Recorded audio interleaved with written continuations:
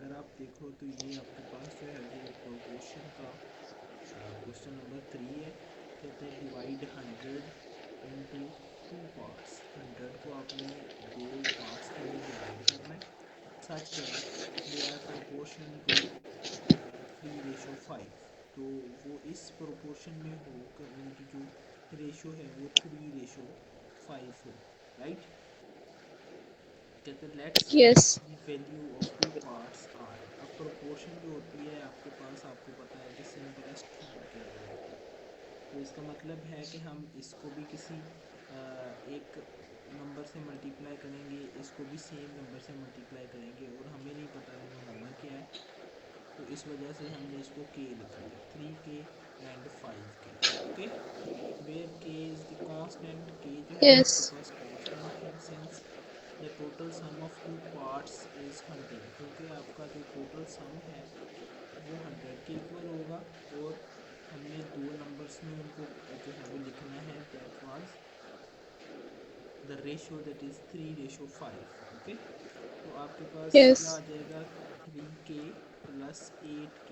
जो एक नंबर बना था 3k, किसी के से मल्टीप्लाई करने से 3k, और 5k किसी के जो आपके पास कोई भी नहीं है के 8 के साथ मल्टीप्लाई करने से ये नंबर बना था। इन दोनों का सम किसके इक्वल होगा, 100 के। और यहाँ पे आप देखो तो लेफ्ट हैंड साइड के ऊपर 3k plus 5k that is equals to 8k, और इसी तरह से 8k इज़ इक्वल्स टू 100। तो 8k इज़ इक्वल्स टू 100 को जब आपने सिंप्लीफाई किया तो k इज़ इक्वल टू आपके पास क्या आ गया, 12.5। अब यहाँ पे ये वो नंबर है जिससे आपने मल्टीप्लाई करना है 3 को और 5 को। तो इट मीन्स दैट कि आपका फर्स्ट नंबर क्या आएगा, 3k that is 3 multiply by 12.5, और ये आपके पास बन जाएगा 37.5। और इसी तरह से आपका जो सेकंड नंबर था वो था 5k। तो 5 को k से मल्टीप्लाई किया दैट इज़ 5 मल्टीप्लाई बाई 12.5। तो ये आपके पास आ गया 62.5।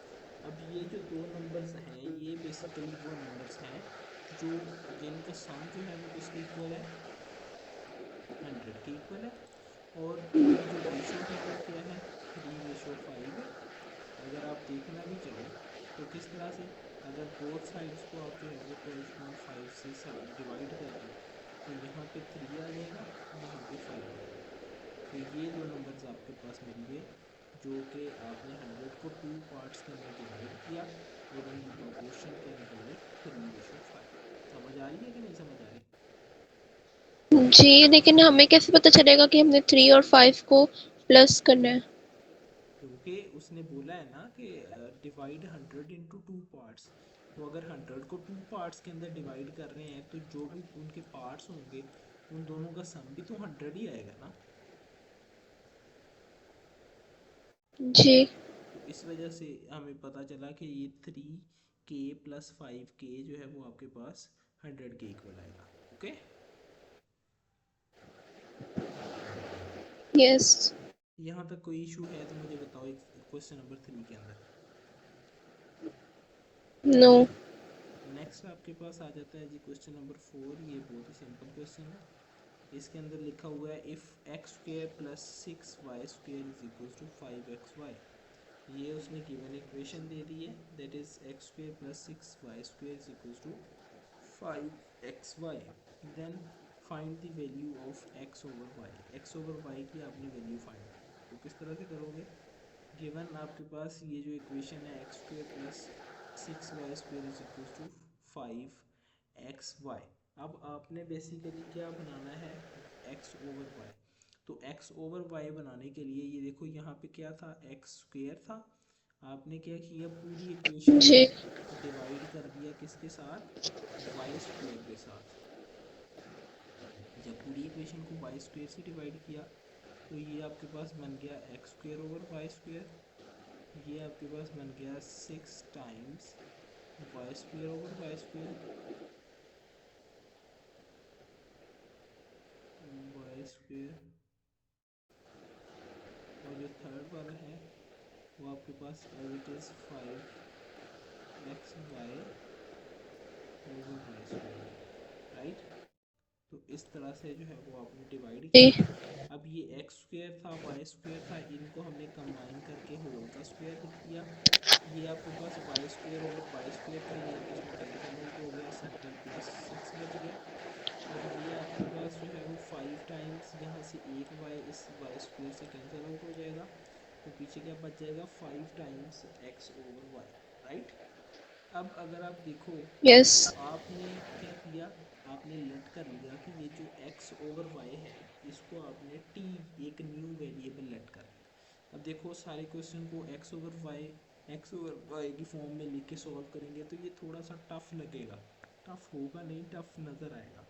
तो हमने ये जो फ्रैक्शन वाली टर्म है इसको हमने एक अदर वेरिएबल t लेट कर लिया, लास्ट के ऊपर जब t की आंसर निकलेगा तो हम उसको इसके साथ रिप्लेस कर देंगे। ओके, तो देखो ये ओके। आपके पास जो है वो टी स्क्वेयर बन जाएगा क्योंकि एक्स ओवर वाई को आपने टी लेट किया, plus 6 is equals to 5 times t. अब देखो ये 5t जो है वो इस साइड पे राइट साइड पे है, जब ये जी। लेफ्ट साइड पे जाएगा तो ये सब्ट्रैक्ट हो जाएगा, that will becomes t square minus 5t plus 6 is equals to 0। Okay, तो ये आपके पास एक क्वाड्रेटिक इक्वेशन बन गई। जब इस क्वाड्रेटिक इक्वेशन को आप क्या करोगे, सॉल्व करोगे, तो सॉल्व करने के आपके पास तीन मेथड्स होते हैं क्वाड्रेटिक इक्वेशन को, by factorisation method, by completing square method and by quadratic formula. So here he is using the factor method, तो इसके दो फैक्टर्स बने t-2 और t-3। जी। दोनों का मल्टीप्लिकेशन जो है वो ज़ीरो के इक्वल आ रहा है। इट मीन्स दैट कि t-2 जो है वो ज़ीरो के इक्वल होगा, t-2 जो है वो ज़ीरो के इक्वल होगा इसी तरह से, या t-3 जो है वो ज़ीरो के इक्वल होगा, राइट। तो अगर आप देखो तो यहाँ पे t इज इक्वल्स टू 2 आ जाएगा और t इज इक्वल्स टू 3 आ जाएगा, राइट। ये t की वैल्यूज़ दो आ गई। अब t आपने क्या लेट किया था, वो आपने लेट किया था x ओवर y। तो इसका मतलब क्या जी। है कि आप दोबारा से इसकी वैल्यू जो है वो पुट करोगे तो ये आपके पास क्या बन जाएगा, x over y is equals to 2, right. t को रिप्लेस कर दिया जी। x ओवर y की जगह पे, और यहाँ पे क्या आ जाएगा x over y is equal to 3। अब तो क्वेश्चन में हम उसने सिंपली। क्वेश्चन में उसने क्या पूछा था, x ओवर y की वैल्यू ही फाइंड करनी थी, और ये आपने x ओवर y की वैल्यू फाइंड कर ली। x ओवर y की वैल्यूज़ यहाँ पे दो आ गई, एक जो है वो x over y is equal to 2 आ गया, और दूसरा जो है वो x over y is equal to 3 आ गया। यहाँ तक कोई इशू है तो मुझे बताओ। जी समझ आ गया, लेकिन हम वहाँ पर क्या नाम है एक्स वाई जो हमने इक्वेशन बनाई थी वो बनाना ज़रूरी तो नहीं ना है, अगर हम वैसे ही कर दे डायरेक्ट कैसे? एक्स वाई को लेकर। नहीं, तो वो डायरेक्ट जब करेंगे तो उसमें मिस्टेक के चांसेस ज़्यादा होंगे ना, क्योंकि अगर आप डायरेक्ट करोगे तो आपको ये मतलब डायरेक्ट समझ नहीं आएगा कि ये एक क्वाड्रेटिक इक्वेशन बन रही है। लेकिन जब आपने एक्स ओवर वाई को इन टर्म्स ऑफ टी लिख लिया, या इन टर्म्स ऑफ जी लिख लिया, या इन टर्म्स ऑफ एस लिख लिया, कुछ भी अदर वेरिएबल लिख लिया, क्वाड्रेटिक इक्वेशन का है क्वेश्चन। ये बेसिकली क्वाड्रेटिक इक्वेशन में कन्वर्ट हो गया ना। तो क्वाड्रेटिक इक्वेशन को सॉल्व करके ये बेसिकली हमने रेशो की वैल्यू फाइंड की है, that will be equals x over y, और एक्स ओवर वाई किसके इक्वल होगा, एक्स रेशो वाई। तो यहाँ से आपके पास एक्स रेशो वाई की वैल्यू निकली है 2, और एक्स रेशो वाई की वैल्यू ही 3 निकली है, राइट। यस। तो यहाँ तक कोई कन्फ्यूजन है तो मुझे बताओ। लेकिन जो हमारे क्वाड्रेटिक इक्वेशन था उसमें मल्टीपल फॉर्मूलाज होते हैं जो लग सकते हैं, क्वाड्रेटिक जो मैंने इक्वेशन पढ़े थे। वो सॉल्व करने के लिए, जी। सॉल्व मुझे करने आइडिया नहीं है इतना इसका। सॉल्व करने के लिए तो आपके पास तीन मेथड्स होते हैं ना क्वाड्रेटिक इक्वेशन को, by factorisation method, by completing square method, by quadratic formula. Okay. तो ये तो तीन हम उस मेथड्स होते हैं। तो इसको हम किससे कर रहे हैं इसको हमने अभी जब हमने किया। फैक्टर्स बना के सॉल्व किया है ना। Basically okay. ये एक कंबाइंड क्वेश्चन है जिसके अंदर क्वाड्रेटिक फार्मूला भी यूज़ हुआ है, और लास्ट पे जी। जो हमने आंसर फाइंड किया है वो basically x ratio y find किया है, राइट। यस। तो इसमें प्रोपोर्शन का भी क्वेश्चन आ गया और क्वाड्रेटिक्स का भी क्वेश्चन आ